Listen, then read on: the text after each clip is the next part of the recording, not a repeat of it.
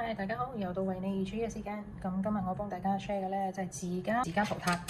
咁樣首先咧，我哋就將嗰個模嗰個蛋撻模搽上個油先，搽上咗個油咗之後咧，我哋就要整個蛋撻皮啦。我就會買落啲布拉達嘅嗰個皮嚟做係個蛋撻皮啦。因為落啲布拉達嘅皮咧就係千層皮嚟嘅，佢係一層層咁樣燒出嚟咧就比較有口感啦。So 我就係買呢一個牌子。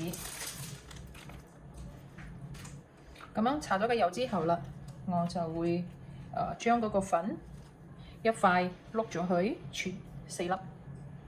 咁樣之後咧，我就會將一粒粒就咁樣攞個碌比較平佢，然之後碌闊佢，就擠落嗰個蛋撻模嗰度。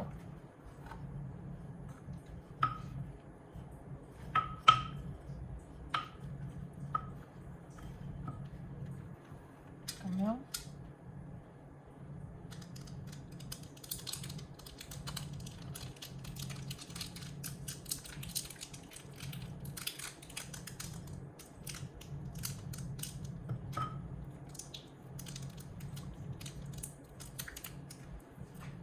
然之後就係咁樣啦。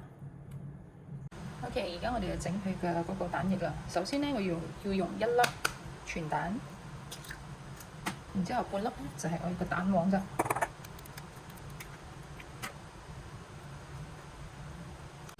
咁就發下佢，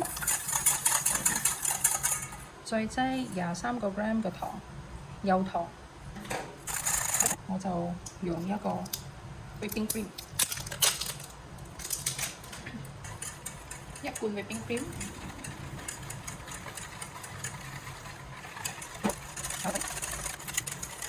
然之後再加150 ml 嘅奶，嗰啲鮮奶，即係呢啲咁樣嘅奶。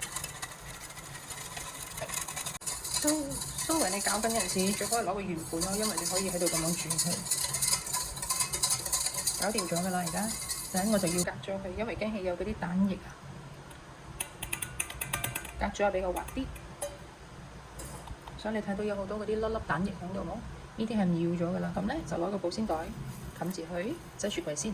混個皮好咗啦，咁樣我哋就倒落個皮嗰度烘啦。然之後咧就將整咗個蛋液倒落去。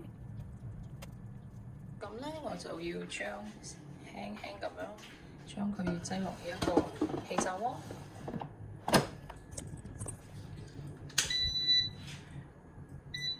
180度15分鐘。OK， 搞掂咗啦，我哋睇下。我哋嘅蛋撻靚嘛，醬卜卜嘅，大家試一試啊！係咪好靚咧？係咪好簡單咧？大家試一試啊！好簡單做嘅啫。